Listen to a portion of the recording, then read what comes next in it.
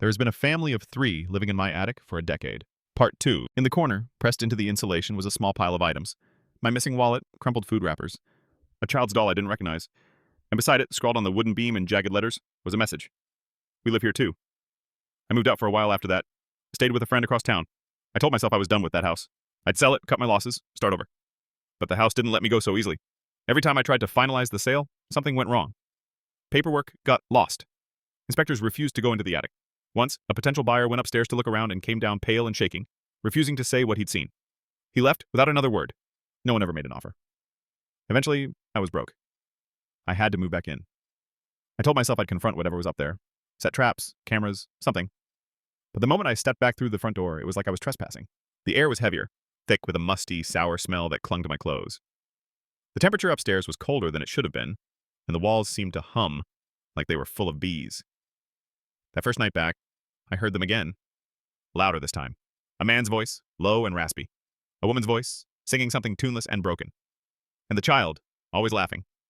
The sound filled the air vents, snaking down into every room. I couldn't escape it. I set up cameras the next day. Cheap motion sensors with night vision. I placed them in the attic, trained on every corner. That night, I watched from my laptop as the feed went grainy and distorted. And then, clear as day, shapes moved into frame. 3 figures. A man, gaunt and hollow-eyed, wearing clothes that looked decades old. A woman with stringy hair and a slack, twisted smile. And a small boy clutching the doll I'd seen before, its glass eye cracked. They stood in the attic, swaying slightly, their heads all turning in unison toward the camera. Then the feed cut to static. I didn't sleep. Couldn't. I sat frozen in front of the screen, waiting. Hours later, the feed flickered back. The camera showed my bedroom. The 3 of them standing around my bed, staring down at the empty covers. I smashed the laptop and ran. But I couldn't leave. Something pulled me back every time. It wasn't just fear anymore. It was something deeper. A tether. Like the house had dug its claws into me.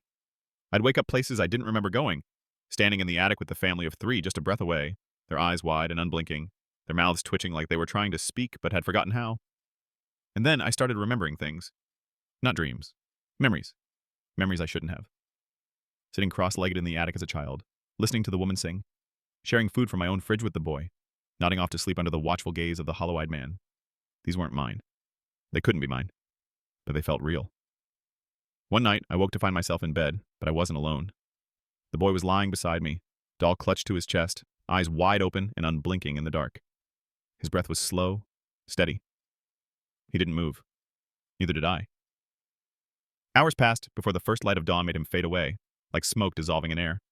I tried burning the attic. I poured gasoline, lit a match, watched the flames climb. The fire roared, filled the house with choking black smoke. But when I stumbled outside, coughing, the house wasn't burning.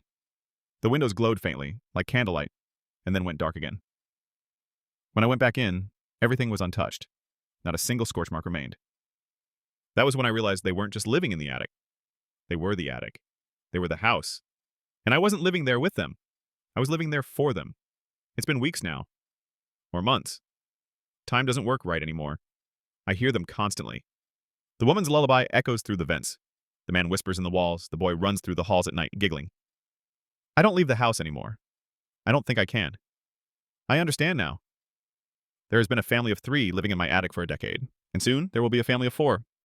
Follow for part 2.